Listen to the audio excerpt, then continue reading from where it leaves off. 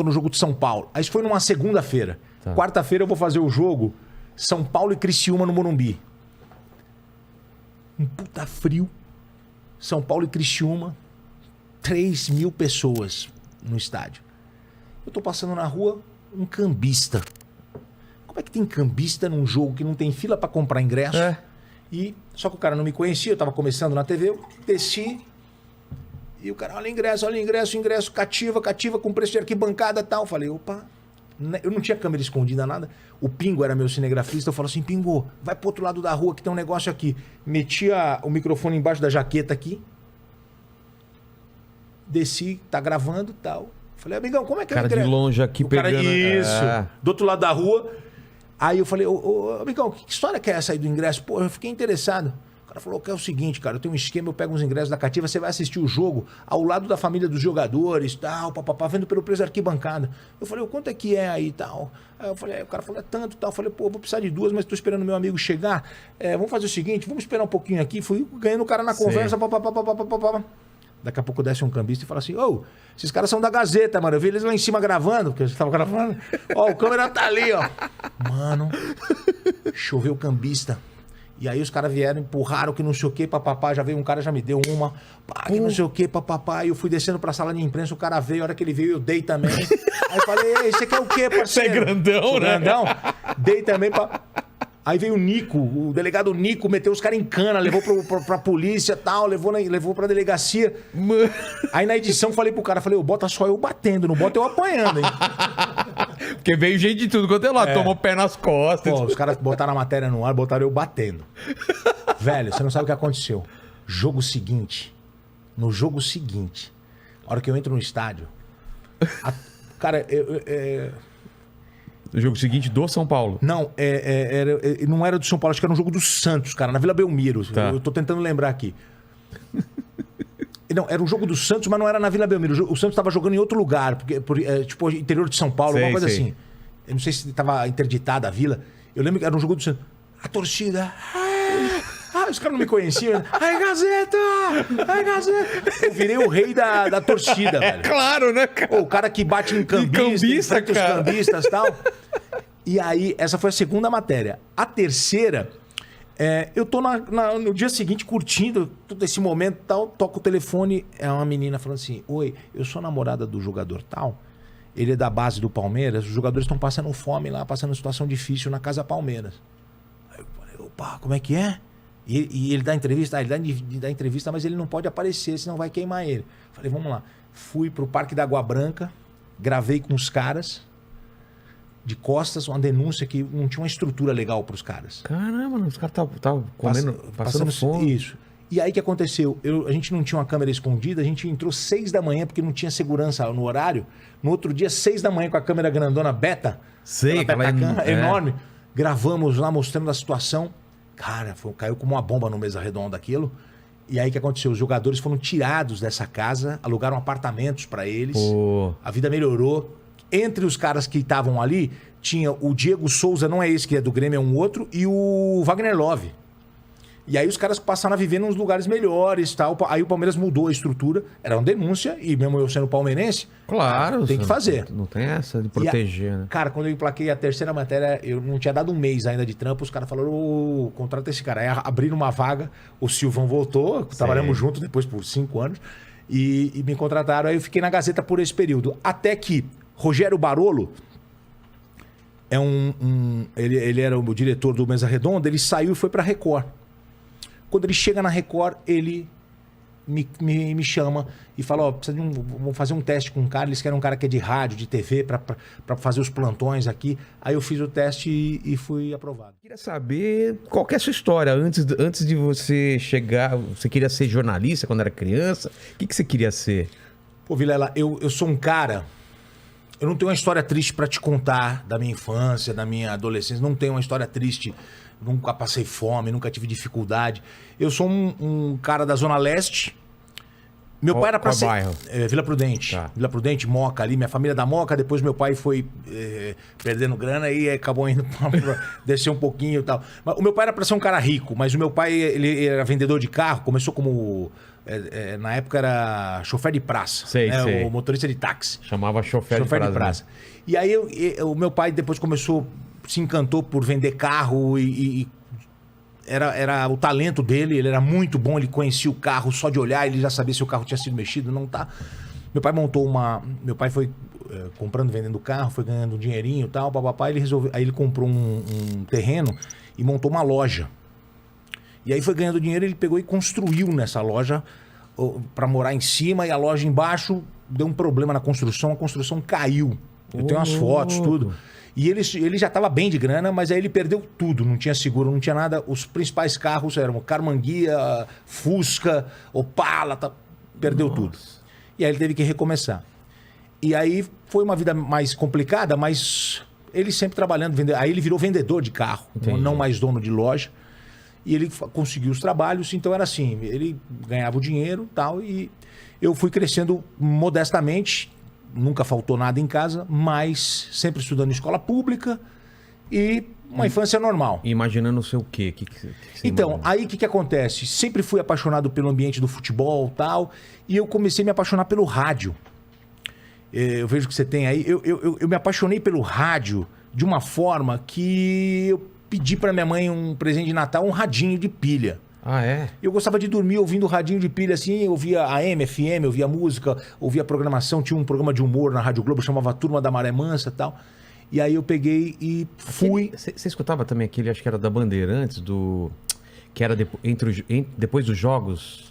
Era o... Não, Bandeirantes tinha Bandeirantes a Caminho do Sol. Não. Como que era? Era... Band de Coruja, os caras tinham um programa não, já. Tinha um jogo e depois os caras tinham um personagem pra cada time. Era show de rádio, talvez? Show de rádio. Do Tatá, não era? Era o... eu vou lembrar daqui a pouco. Sim. Porque o Pardini veio aqui, ele participou. Isso. O Pardini, pra você ter uma ideia, eu ouvia o Café com Bobagem. Claro, eles vieram aqui também, Café com Bobagem. Esses caras, eu gostava de ouvir rádio. Tudo nasceu no show de rádio lá. Isso. Era o Tatá, o Escova. O que criou, eu esqueci o nome, mas daqui a pouco eu vou lembrar. Até San Girardi. Isso, Estevan San Girardi, exatamente. Então, cara, eu gostava de ouvir. A rádio era muito presente na vida da gente, né? E aí, cara, você não sabe, eu tinha um amigo, o Helder, meu amigo, eu palmeirense, ele corintiano, e a gente era os rivais na rua, mas a gente era muito amigo. Mas eu era Palmeiras, ele era Corinthians. Então, 12, 13 anos ali, e Palmeiras na fila, ele tirava onda, que não sei o que, papapá, e a gente ligava pra rádio pro narrador falar o nosso nome no jogo. Sei. E eu não achei mais as gravações, mas... Poxa, tinha a narração do Osmar Santos falando Riparachulipapimbar na gorduchinha. Alô, Reinaldo e Helder, amigos da Vila Prudente, ouvindo o futebol, o show da Globo e tal. Então, eu curtia. Aí um dia eu tô em casa, chega minha irmã com uma amiga e fala, pô, a Magda que vai jantar com a gente hoje aqui e tal. Ah, legal, papapá, minha mãe tava fazendo pizza e tal. A Magda falou, tô trabalhando na rádio, tô começando lá na imprensa, na 102,5 e tal, e eu só ouvindo e tal, eu apaixonado por rádio. Aí passaram uns dias, eu pedi pra minha irmã falar pra ela, falou, pô, meu irmão queria ir lá na rádio de fim de semana, atender telefone, dar uma força que ele quer conhecer. Aí a Magda falou, pô, vou levar ele lá. Cara, ela me levou, eu me apaixonei, eu ia todo sábado e domingo. Aí eu já tava trabalhando de office boy no banco, eu comecei em office boy em escritório de contabilidade, depois fui pro Banco Econômico. Banco Econômico. Que depois virou Excel, patrocinava o Corinthians. Verdade. E aí, mas antes era o Banco Econômico, era um banco da Bahia, mas um banco muito forte. Tinha o edifício Delta Plaza ali na Cincinato Braga. Eu trabalhava ali de segunda a sexta, das 8 às 2. Uma matinha, bom salário, ticket, vale transporte. E eu tava feito. E estudava à noite, escola estadual, Américo de Moura. Eu já tava no EPAM, fazia o colegial. Cara, e comecei sábado e domingo na rádio, eu achava do caramba, ficava atendendo telefones, ouvintes, pô, vou concorrer a prêmio e tal. Só de estar lá já... E eu curtia aquilo, cara. E eu fui conhecendo o operador de áudio, os locutores, e separava a programação, o prêmio, e os caras me faziam, né, pra trabalhar, eu que tinha que buscar o lanche dos caras, lá no Shopping Paulista descia, ia, e eu fazia com o maior prazer, cara, eu curtia demais. Na época era disco, CD, o que era? Era disco, CD, e aí tinha acabado de surgir o MD, o Mini Disc. Olha Mini só. Disc. Lembra disso, Lene? Lembro. Olha só. E aí eu me apaixonei pelo rádio. Um dia, um sábado à tarde, eu me lembro bem, umas 4, 5 da tarde, assim. Era o sonoplasta, o operador de áudio era o Ivair. Tanto é que ficou um brother meu, assim, tá marcado aqui no meu coração. Ele falou... Eu era Reinaldo D'Agostino, esse é o meu nome. Aí ele falou, Reinaldão, tem um texto pra fazer aqui, cara, é obrigatório, cara. Isso aqui é determinado. Tem que ler, e o locutor não tinha ido, tava só tocando música na rádio. Nossa. Eu falei, porra, e agora? Ele falou, cara, tem um horário aqui, tá falando que é uma obrigação, na época era o Dentel, o Departamento Nacional de Telecomunicações. Cara, eu falei, daí que eu vou fazer, mas antes, grava pra mim, dei uma fita cassete pra ele. Aí gravar o quê? Pra ele gravar a minha participação. Ah. Foi a minha primeira participação no rádio. E fez de boa? Peguei, cara, eu entrei e li aquilo como se eu tivesse feito aquilo a vida toda. É mesmo? Eu tinha 15 anos. 15 anos. Foi natural, então, pra você? Peguei e li. Cara, eu fui pra casa com a fitinha cassete, peguei o ônibus Cidade Tiradentes, Metrô Paraíso. Que legal. Cheguei em casa Fita, sábado. O pessoal tá indo... Pra entender, fita cassete, desse Fita aparelho cassete. aqui, né? Exatamente, esse aparelho aqui. Cheguei em casa, minha mãe fazia pizza todo sábado. Cheguei em casa, família toda lá, eu falei assim, vocês vão ouvir agora o novo nome do rádio. Peguei, coloquei, dei play e eles ouviram eu lendo o texto, velho. Foi uma... Nossa! Pode até me emocionar. Foi uma puta festa em casa, assim, pô, que do caramba, que legal, tal. Aí eu falei, cara, é isso que eu quero. Falei, é isso que eu quero pra minha vida. No domingo eu fui lá atender telefone, o dono da rádio ligou, 10 da manhã. Eu atendi, ele falou, o que aconteceu aí ontem? Nem conhecia, ele não me conhecia, Sim. eu não conhecia ele. Eu falei, olha, eu entrei no ar porque não tinha um locutor aqui e eu tinha um texto que era obrigatório e eu achei que era legal fazer. Aí ele falou, o que você faz? Eu falei, sou office boy. Ele falou, então vai segunda-feira lá na fundação que eu quero falar com você, porque eu gosto de gente assim. Quanto você ganha? Não me lembro quanto era. Eu falei assim, mas era até um salário legal, porque o banco paga bem e tal. Aí ele falou assim, eu pago a mesma coisa pra você ficar com a gente aqui na rádio. Você vai aprender tudo e eu vou arrumar um horário pra você. Eu falei, como? Eu falei, já tô lá. Aí pedi demissão no banco, fui lá, obviamente acertei primeiro, me contrataram, pedi demissão do banco. Falei, é isso que eu quero. Aí comecei a fazer tudo na rádio, programação, pá, não sei o quê, papapá. E esperando a chance de entrar no ar. E aí eles me arrumaram um horário da 12h às 6h. Aí o que aconteceu? Eu termino o colegial, eu fico um ano fazendo esse trabalho, e aí eu termino o colegial, já tô com 16 para 17 anos, eu estava adiantado na escola, eu termino o colegial. 1 ano e meio eu fiquei nisso. E aí eu vou fazer jornalismo, fiz o vestibular para fazer jornalismo, e aí os caras me contratam. Só que aí o estúdio da rádio mudou da Paulista, da Praça Oswaldo Cruz, para Jundiaí. Tá. Cara, primeiro dia de aula, eu falo assim, galera, eu moro aqui na ZL, mas eu tô com um trampo lá em Jundiaí, quem que pode me ajudar aqui? Aí a Soraya Gama é o nome dela, faz muito tempo que eu não falo com ela, ela falou, posso te ajudar, eu passo em frente à rodoviária Tietê, eu falo, pô, você pode me dar carona? Ela me deu carona por 3, 4 anos, Caramba. Eu indo pra Jundiaí, eu entrava meia-noite, eu pegava o ônibus das 11, chegava 11h45 na rádio. E aí fiz isso por muito tempo, comecei a curtir, fazer rádio, fui fazer jornalismo, me apaixonei pelo rádio. E aí o que acontece? Pô, teve um dia que eu peguei no sono, dormi. É porque você tinha pouco tempo pra dormir, né? Então, aí eu passei do ponto, que era na 9 de julho, passei da rodoviária, que era mais pra baixo, fui acordar na garagem do ônibus, do Cometa, Aviação Cometa. Aviação Cometa. Os caras estavam lavando o ônibus. A hora que o cara deu um jato na janela assim, ó. Aí eu acordei, fui lá, bati, o motorista tava do lado de fora, tomou até um susto. Porra, não te vi aí, cara, porque eu tava baixadinho assim. A parte boa e a parte ruim? Você tem ameaça por causa de matéria, tem gente que vem te encher o saco. Porque a internet, hoje em dia, é esse inferno, né? Cara, é tranquilo pra você? Como que é? Hoje, Vilela, eu sou um cara, eu não tenho muito problema de ameaça, não. Tem a parte ruim, porque tem muitas matérias envolvendo violência, polícia. Então. Essa é uma editoria forte do Brasil hoje, porque o Brasil é assim. Mas eu tento, embora boa parte do conteúdo do meu programa seja também da parte policial, eu sou um apresentador que eu tento levar um pouco de bom senso. Eu não sou o apresentador que gosta de pagar o mal com o mal. Eu não vou fazer um discurso de ódio, um discurso de raiva. Tem que matar. Jamais você vai ouvir isso da minha boca. Eu sou o apresentador que vou aproveitar o espaço que eu tenho para falar que a gente tem que pagar o mal com o bem, não com o mal.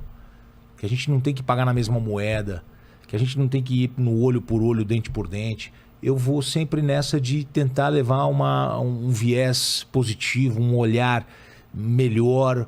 A gente já vive num país complicado, a gente já vive num país desigual, a gente já vive num país polarizado, a gente já vive numa situação em que você fala uma coisa, acham que você é de um lado, você fala outra, acham que você é do outro lado, e às vezes você não está de lado nenhum, você só está tentando achar um ponto de vista para você enxergar melhor ali o que está acontecendo. Então, a gente já vive num país desgastado. Hoje eu vou trabalhar tentando levar para as pessoas um olhar mais positivo. Hoje, Vilela, eu mostrei um caso, cara, era um videozinho. O pessoal até falou, puta, cara, um videozinho. A gente ficou 20 minutos no assunto. Teve um tornado lá nos Estados Unidos. Pô, destruiu, morreu gente e tal. O tornado destruiu o telhado de uma casa. Aí um cara chamado Jordan, ele tava na casa, na parte de cima tava a irmã tentando recuperar algumas coisas. A casa destelhada. Uma imagem muito curiosa, assim, cara, porque... Aí, cara, a irmã dele começou a ouvir um piano e ela veio gravando assim, e o som do piano, um som bonito, uma música linda. E quando ela vai na parte de baixo da casa assim, e sem o telhado, é o irmão tocando o piano, cara. Tocando uma música, era um louvor. Caramba. Depois você pega pra você assistir que você vai ver que é louco, porque o cara tá Coisa tocando aquela música. Total, né? Casa sem telhado, um desastre. Isso. Aí eu falei pro pessoal, falei assim, eu vou ficar quieto agora, eu vou deixar vocês ouvirem a música. Aí, e o cara tocando a música linda, cara. O cara tocando e a irmã dele gravando assim, emocionada. E o cara, com a casa destruída. E aí... O Flavinho, que é o nosso sonoplasta, lá o Tele, ele pegou e já colocou, fez uma mixagem com a música, com louvor mesmo. Entendi. Que é uma música que fala Jesus... De lá já foi pra música mesmo. A música fala Jesus é a fragrância depois da chuva. E tinha acabado de passar um tornado. E esse cara, ele viralizou, foi o vídeo mais mostrado na mídia americana nas últimas horas. Ele vira e fala pra irmã, fala, pô, não sabia que você estava gravando. Aí viralizou e ele pega e fala depois as emissoras de TV vão lá e tal. Aí ele fala assim, cara, queria falar pra vocês uma coisa. Como me fez bem tocar aquele piano. No meio do caos, eu senti paz. Aí voltou pra mim, eu falei assim, queria só falar uma coisa pra vocês. Tua casa tá destelhada? Não fisicamente, mas... Eu sei que tem muita gente bem em casa agora, curtindo, assistindo, se divertindo e tal, mas tem muita gente que tá com a casa destelhada, tem muita gente que tá vivendo um caos, tem muita gente que tá vivendo um problema. E aí sabe uma coisa que eu falo e nunca me criticaram, nunca pediram para eu não falar? Eu falo assim, se você acredita, poxa, creia que as coisas vão melhorar. E se você não acredita num homem lá em cima, não tem problema. Eu respeito. Mas então torça aí para as coisas melhorarem, vai dar certo. Pensamento positivo. É isso, é isso. E você acredita em Deus? Eu acredito pra caramba. Eu também, cara. Eu acredito pra caramba. Lene também é o nosso... Eu chamo ele de tarado gospel. Porque ele é da igreja, mas ele é um cara que, né, tá na pista aí, né? Na pista. Mas faz diferença, cara, você ter uma crença, mesmo que seja em você, numa energia... Porque senão a vida fica muito só tristeza, só coisa ruim, né? O legal é respeitar o outro, porque eu não sei a história do outro, a cultura do outro, aquilo que o outro viveu. Eu não sei, eu não conheço. Eu não posso falar pra você, poxa, você tem que seguir o que eu sigo. Não. Eu não sei as suas experiências, eu não sei o que você viveu. Eu sei o que me faz bem. Perguntou aqui como é ser âncora do debate político. Porque ano que vem isso vai meio nortear. A gente já fez aqui alguns debates também. Ano que vem espero que a gente faça bastante. Os presidenciáveis estão vindo para cá. Me dá umas dicas aí. Como que se faz? Como que você media um debate? Cara, eu fiz um debate com os candidatos ao governo de São Paulo que pegou fogo, cara. Ah, é? Pegou fogo porque era o Dória... Teve aqui. E o França. Trouxe uma calça apertada pra mim de presente inútil. É verdade. Tá aí até agora. O Dória e o França. Sai faísca, cara. Nossa. E assim, os caras se preparam mesmo pra porradaria, assim, tem que Pro estar pronto. enfrentamento, né? Tem que estar pronto os assessores sempre informando ali se o cara vai puxar uma carta da manga, tocar em algum assunto mais delicado. Eu fiz 2 debates já e eu faço sempre essa batina das entrevistas com os candidatos, assim. É muito interessante, porque o debate é isso. O debate é você soltar o cara pra falar e vambora. E qual é o teu papel lá? Então, o mediador, isso eu aprendi no grande debate. O mediador, ele não é só o cara que fica ponderando, olha, agora é você. Agora é você. Você não coloca agora um cronômetro só e corta o microfone. É fácil. Isso. Eu acho que o mediador é o cara que está atento ao que está acontecendo e ele vai também buscando... Pensando o que a pessoa falou, completa uma coisa e joga a bola pro outro. Exatamente. Então você vai buscando os temas ali, vai levantando e vai dando esse tempero para ficar mais interessante, né? O mediador bem informado ali, ele vai buscando... Você falou isso, olha, só um minutinho, você falou isso, mas isso não aconteceu. Aconteceu tal coisa. Mas as pessoas não entendem o mediador como isso, porque eu já fiz isso e as pessoas falam, pô, Vilela, deixa o cara falar, deixa a tua pessoa... Não é para você falar. E o pessoal acha que não entende isso, que eu posso também trazer alguma coisa nova, não é? Olha, o grande debate foi uma grande surpresa na programação, mas o brasileiro não estava preparado para o grande debate. Ele está acostumado com aquele debate político que fica, ó, o senhor acabou o tempo, não, por favor, acabou o tempo, agora não sei quem, réplica. Exato. E é muito chato isso, eu fui destruído na internet por causa de um debate onde eu estava com a Gabriela Prioli. Ah, eu vi isso aí, eu lembro dessa época. O pessoal falou, você interrompeu a Gabriela. Não, eu conversava com os debatedores. Eu lembro, do outro lado tava Você lembra? Eu lembro, o Tomé Abduch. Isso. O assunto era qual? O assunto era se você era... quem ia sair da prisão era o Eduardo Cunha. Tá. E aí eu lembro que tava um debate, uma pessoa falando, outra pessoa falando, e de repente fala, não, mas peraí, é a sua opinião, não sei o que, tal, mas uma conversa normal. Sim. Não me pareceu nada agressivo. Não foi. Só que as pessoas estão acostumadas com me destruíram. Debate. Me destruíram. E assim... Mas será que não é só porque ela é mulher? Porque se fosse um homem, ninguém ia falar nada. Mas você tratou ela da mesma forma como estava tratando o outro, então, não é? Mas quem assiste o debate desde o começo percebe que eu faço mais interrupções a ele... Exatamente. Do que a ela. Eu vi inteiro, eu lembro na época. Então, quem assiste inteiro percebe... Só que aí recortam só aquilo, né? Assim, mas a gente conversou depois, ficou tudo bem.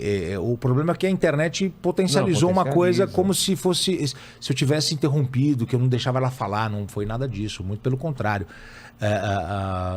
A ideia ali é justamente essa. O mediador, ele participa, inclusive para dar uma quentura para o negócio, para dar uma temperatura mais elevada.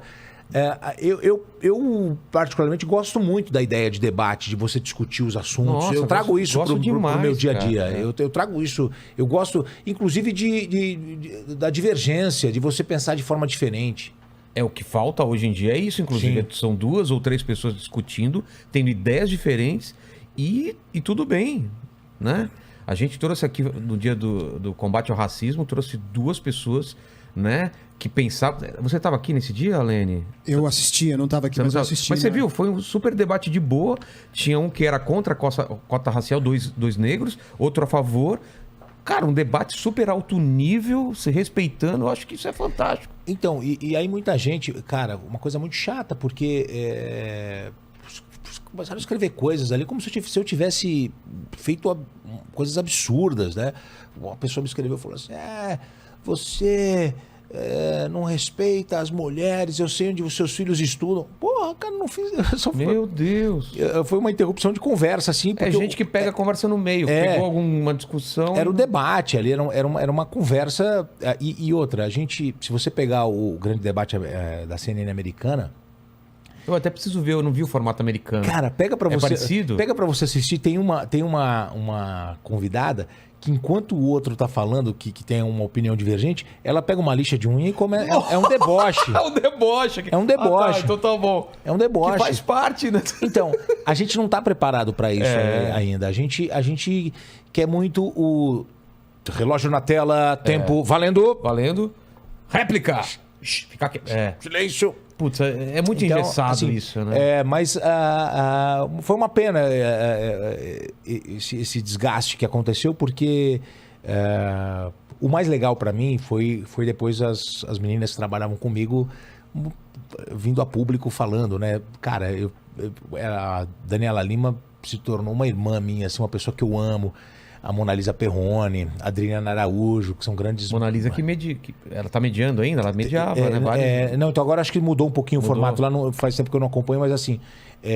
mas a Mona Lisa passava a noite ela era com ela. Então é isso, né? Quem não viu, só viu o trecho, vê inteiro. Tá disponível isso na internet? Tá. Então é só ver inteiro. É legal o pessoal acompanhar, mas teve muita gente que pegou só o recorte e saiu destruindo, saiu detonando. Tem gente que nem viu o recorte, só viu gente comentando e comenta em cima do comentário da pessoa.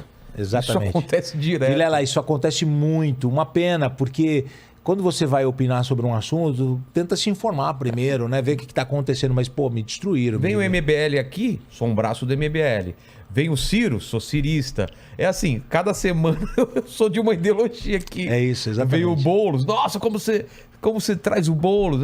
Cara, e você trata todos com respeito, claro. Mas aí o cara pega só aquele que você tratou, pega um recorte de um cara que você tratou bem e fala, você tá muito afinado. Fala assim, você tá concordando. Fala, gente, eu tô deixando a pessoa falar só isso. É isso. Mas como você não... Como que é que o pessoal fala? Como você deixou ele falar isso? Como se eu tivesse o poder de falar, ô Dória, não fala mais isso. Não, deixa o cara falar. É tratar o público meio como idiota, né? Isso. Como se o público não tivesse a capacidade de ouvir aquilo, ver aquilo e ir atrás e conferir. Meu papel não é... O seu até, como jornalista, talvez seja, mas o meu não é nem falar, tá errado isso, eu tô com dados aqui. Não sei. Eu só tô escutando. Vamos falar então desse seu intervalo que você vai pra CNN. Qual que foi... Por que você aceita esse convite? Qual que era a proposta deles? Você foi logo no começo deles? Foi. Foi no meio da pandemia que a CNN começou ou não? Um pouquinho antes. A formação antes, ela entra no ar na pandemia. Em março, lá por março? 15 de março. Caramba, é pandemia mesmo. Cara, a CNN é um momento maravilhoso da minha vida. Eu só tenho que agradecer a experiência que eu adquiri. Eu trabalho na Record e eu recebo um convite para o término do meu contrato com a Record, eu ir para a CNN. Que os caras vão criar um canal e implantar o canal no Brasil. E você já conhecia o tamanho que eles são lá fora, o que é a CNN, E eles me chamaram para colaborar, para ajudar nisso. Foi incrível, cara. O que me seduziu? Qual que era a ideia deles? É porque saiu num monte de lugar. Grana. Não foi por grana. O que me seduziu é um projeto. Eu fui para a CNN em Nova York para conhecer, ver como é que funciona, conhecer os estúdios. Você chegou em Atlanta também? Não fui em Atlanta, fui só em Nova York. Porque eles têm... em Atlanta tem uma coisa absurda de grande lá. Eles têm Atlanta e eles têm Nova York. Eu fui em Nova York, alguma parte foi para Atlanta. Tá. E aí, cara, os estúdios, as equipes, as gravações... É uma coisa absurda, assim, de grande, de tecnologia? É um prédio com vários canais do grupo. Tá. E... Quais outros canais que são do grupo CNN? O grupo Turner... Tá. Vários canais, Sim. né? É um prédio só deles, então. Isso, HBO e tal. Os caras são fortes, fortíssimos. E aí, vários andares ali só da CNN. Do grupo. E aí você vai... não, o prédio todo é do grupo, mas aí vários andares da CNN.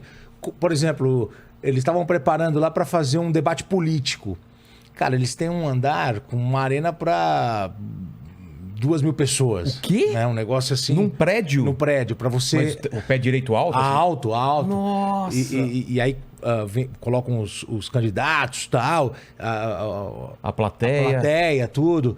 Então, você vai tendo esse conhecimento. Aí eu ia participar do grande debate, fui ver como é que fazia o grande debate. É espelhado de lá? Tem esse grande debate lá? Tem lá na... Esse formato? Esse formato tem lá.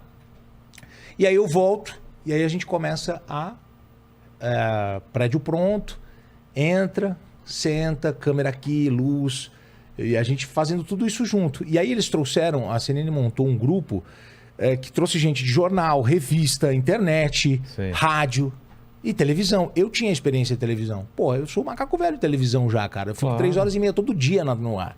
Ao vivo? Ao vivo. Pois eu quero falar isso, a experiência de fazer ao vivo. Então, aí a gente vai fazendo os pilotos, a gente vai gravando, a gente vai tentando entender qual que é o melhor formato. Cara, eu ficava na emissora das 7 da manhã às 10 da noite. E vamos fazer a entrada, entra por aqui, ó. A trilha e tal, você entra aqui, o cara fala, pô, não ficou legal. Ou se a gente fizer por aqui, vai fazendo.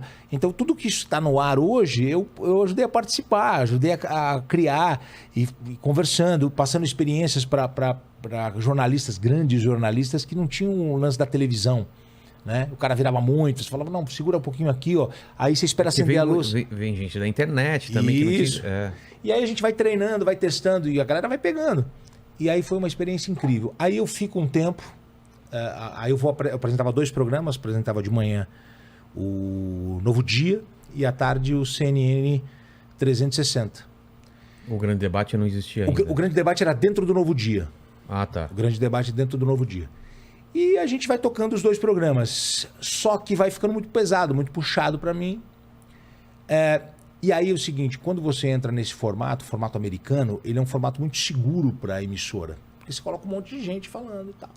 Eu comecei a me sentir meio preso, porque eu gosto de... Ah, você tá falando, putz, eu tô só... É uma coisa que não tem muita surpresa. Não tem. Todo dia é mais ou menos a mesma coisa.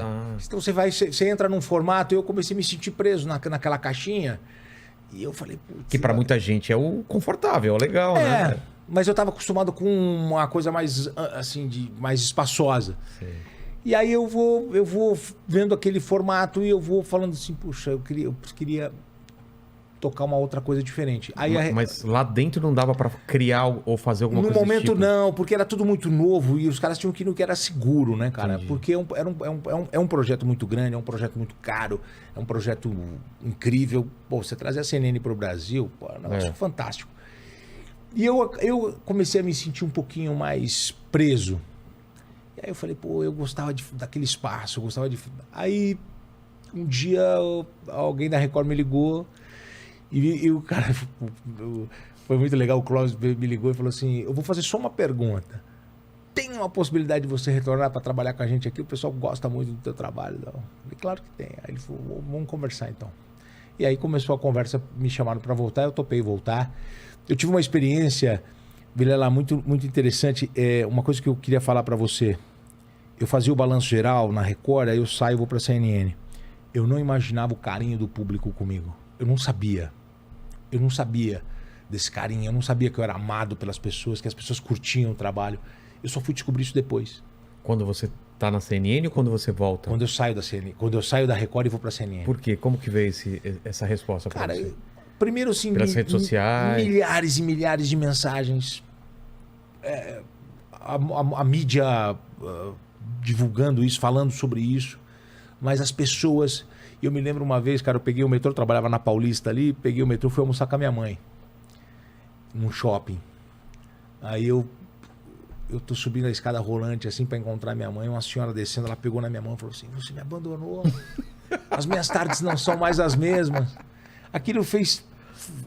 isso eu tô ainda começando na CNN. Você tá na casa das pessoas, né, mas cara? É uma coisa íntima, né? Mas, cara, eu não imaginava tanto carinho, tanto... que as pessoas curtiam tanto, cara. Você vai numa... Pô, eu vou muito pro centro, né, e tal. Você vê a televisão de uma padaria, de um bar, tá tão ligado lá, cara. E aí eu senti falta disso, cara, desse carinho, desse contato. Eu não sabia que eu era tão querido pelas pessoas, assim, pelos telespectadores da Record. E aí eles me chamam de volta, eu volto, assumo o programa e tô super feliz lá, tô curtindo fazer esse programa. É um jornalismo popular, é um jornalismo perto das pessoas, mas o mais importante, cara, é um jornalismo transparente que eu faço. Eu vou lá e as pessoas sabem que eu tô falando a verdade, que eu tô falando o que eu penso. E eu tento mostrar isso para as pessoas, que elas são bem-vindas ali para assistir, que não tem uma sacanagem, não tem alguma coisa por trás, não tem algo que eu... Então eu tento passar essa transparência para as pessoas. Aí eu trabalhava de manhã na CBN, à tarde livre, aí eu arrumei um trabalho na TV Gazeta, fui fazer Gazeta Esportiva, Mesa Redonda, repórter. Sim. E ali eu tive experiências maravilhosas, incríveis na TV Gazeta e comecei a ficar nos 2 trabalhos, até que um dia eu cansei muito. E falei, eu tava namorando com a minha esposa, Falei, pô, não dá mais, muito puxado e tal. Veio o convite da Record. Pra eu ficar num trampo só, era um bom Veio bom salário. como, assim? Quem que te levou pra lá? Então, quando eu vou trabalhar na Gazeta, eu vou cobrir férias, ô Vilela, de um repórter chamado Silvio Montenegro, que é meu amigo até hoje. E eu tô cobrindo férias no lugar dele. Cara, na primeira semana eu emplaquei 3 matérias pra ganhar prêmio. Ah, é? Aí, velho, os caras falaram, tem que contratar esse gordinho Você aí. lembra o que era? Lembro. A primeira foi o seguinte, o Palmeiras ia jogar com o Corinthians na Libertadores.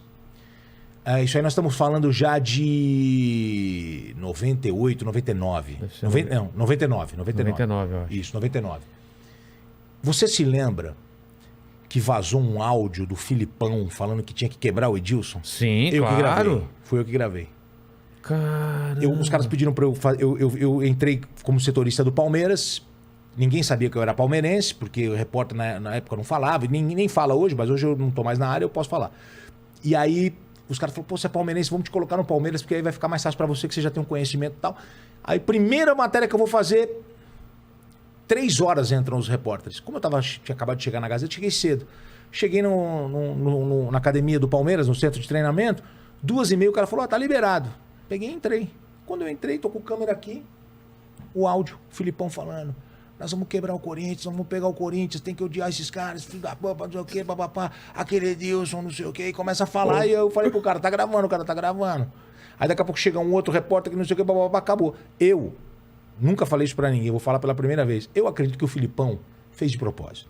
Claro. Pra criar um factoide. É. Entendeu? Porque não iam deixar a gente entrar. Claro que não. Mas caiu na minha mão. O cara velho de guerra, né? Quando eu chego a matéria pro Gazeta Esportiva, aquilo cai que nem uma bomba. Explode isso aí, eu lembro. Foi pro Globo Esporte. Nossa. O áudio e tal. Foi muito louco. Qual foi o momento mais difícil que você passou? Ou da carreira ou da vida?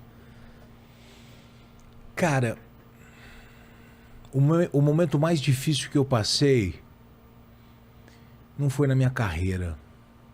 O momento mais difícil que eu passei foi quando eu não pude fazer nada pela minha irmã que faleceu de câncer. E quando eu recebi a notícia que meu pai estava passando mal. E eu saí do shopping, eu tava no cinema com a minha esposa, saí correndo e fui para casa. Cheguei lá, os bombeiros estavam tentando reanimar o meu pai ainda no saguão do prédio. Os momentos mais difíceis da minha vida quando eu perdi essas 2 pessoas. Perdi minha irmã, Vilela, 45 anos. Que mulher incrível, cara. 45? Que menina maravilhosa, cheia de vida. Se ela viesse aqui, ela encantava a todos com poucos minutos. Meio doida, meio porra louca, assim. Porra, tô de saco cheio. Juntei uma grana, vou morar fora. Ia pra Itália, ficava um tempo. Ia pra Paris, ficava um tempo. Nunca pediu dinheiro pra ninguém. Sempre com a grana própria. Batalhadora, publicitária, atriz. E aí ela me chama um dia e fala, pô, eu precisava conversar com você. Eu falei, pô, o que aconteceu? Não. E a gente é meio materialista, né? A primeira coisa que a gente pensa é grana. É, tá precisando de alguma coisa. Aí ela marcou comigo numa padaria ali na Sumaré. E eu fui lá e ela falou, pô, descobri um câncer. E tô fazendo o tratamento. Cara, eu chorava que nem uma criança, assim. E aí foi um dos dias mais difíceis da minha vida, mas consumiu ela rapidamente, poucos meses. Ela não pôde fazer nada, foi embora. Rosimeire, o nome dela. Me apoiou demais. Uma menina muito legal. Então, eu não pude fazer nada. E o meu pai também. Porque meu pai, o Vilela, meu pai é um cara que eu não tive muito contato com ele na minha adolescência, porque eu já estava trabalhando. E ele também fazendo as coisas dele. E a gente mal se encontrava em casa, assim. E o meu pai era muito italianão, fechadão. Mas depois que meu filho nasceu, e ele já estava aposentado em casa, assim, a gente começou a ter uma curtição. Assim. Aí eu levei ele uma vez num resort, lá em Porto de Galinhas. E ele não era muito de viajar, assim. E aí eu falei, pai, isso aqui é tudo incluso. Você pode comer e beber à vontade. Ele falou, o camarão também. Eu falei, o camarãozinho. À vontade, pode trazer o camarão. quantas quiser. É, aí ele pegou, comeu o camarão assim. Aí ele falou, isso aqui é bom, hein? Eu falei, pai, vamos reanimar pra você viajar e tal.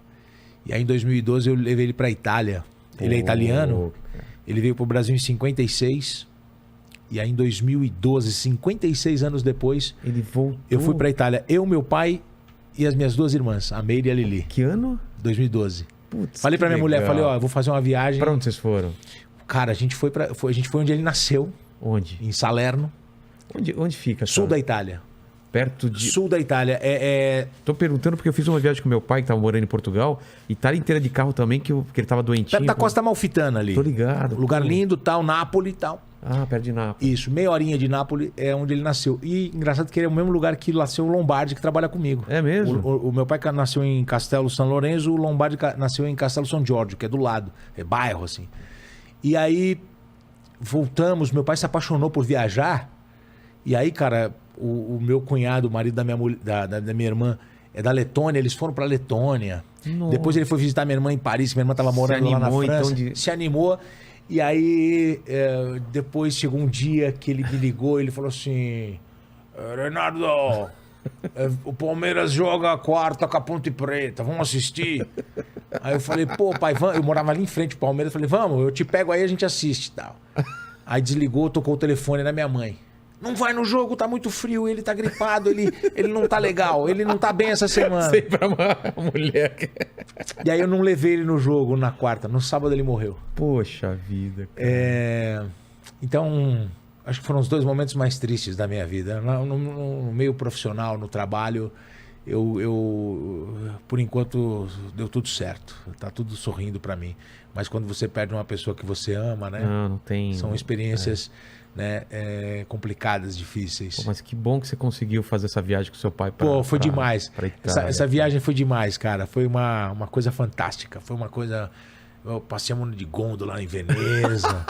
Que legal, cara. Ele pegou gosto por viajar e tal. E aí ele viajou várias vezes depois, assim. Foi bem bacana.